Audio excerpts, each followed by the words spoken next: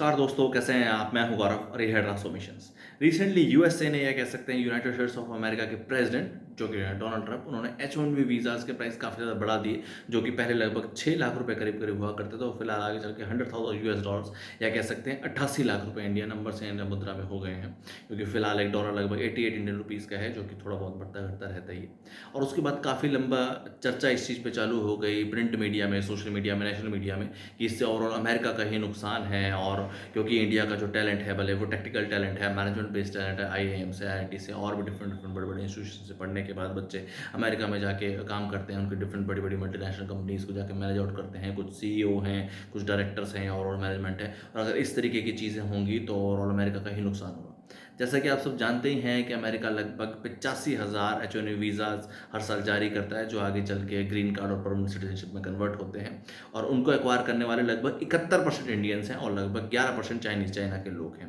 अब ये इस समय हमारे पास एक एक अपॉर्चुनिटी भी है, या एक तरीके से प्रोमिनेंट एग्जाम्पल भी है कि अगर हम आज भी आज़ादी के इतने साल भी अगर दूसरे देशों पर डिपेंडेंट रहेंगे, दूसरे देशों की एम्प्लॉयमेंट अपॉर्चुनिटीज़ या उनके इंफ्रास्ट्रक्चर या उनकी रिसर्च एंड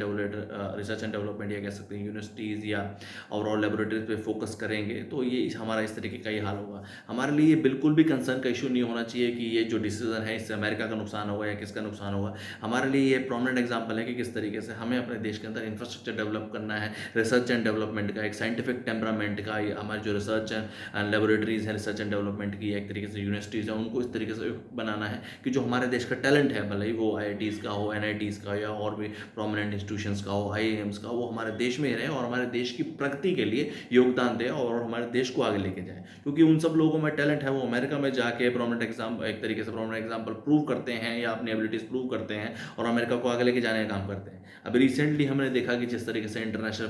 फिजिक्स जो है ओलंपियाड हुआ फ्रांस में, उसमें भी अमेरिका टॉप नंबर पे रहा और उसके जो 5 साइंटिस्ट टीम थी, उनमें से कोई भी अमेरिका का सिटीजन नहीं था, या तो इंडिया के इमिग्रेंट से आगे चल के जो कि सिटीजन बने अमेरिका के, या तो इंडियन इमिग्रेंट थे, या तो चाइना के थे, या तो रशिया के थे। तो ये भी एग्जांपल्स हैं कि किस तरीके से हमारे देश के युवाओं ने अमेरिका में जाके अमेरिका को ग्रेट बनाने का काम किया है। तो अगर वो सब अपॉर्चुनिटीज़ या एक तरीके से वो सब पॉसिबिलिटीज़ अगर हमारे देश में इंफ्रास्ट्रक्चर डेवलप, तो हमारे देश के युवा भी हर वो बेहतरी को अचीव कर सकता है, उसमें हर वो पॉसिबिलिटी है, हर वो एबिलिटी है। तो इस तरीके की जब भी कंडीशंस आती हैं कि जब और कंट्रीज़ अलाउ नहीं कर रही है, इस तरीके की लायबिलिटीज़ बना रही हैं कि वो इस तरह H1B वीज़ास टाइप की प्राइसिंग बढ़ा के, तो हम अपने अगर देश में इस तरीके के इंफ्रास्ट्रक्चर डेवलप करेंगे, साइंटिफिक टेम्परामेंट को इम्प्रूव करेंगे, तो वो सब टैलेंट हमारे देश में ही रह जाएगा और जो ब्रेन ड्रेन की समस्या भी हम देखते हैं वो भी इम्प्रूव हो सकती है और हम भी बेहतर देश और एक तरीके से डेवलप देश बन सकते हैं।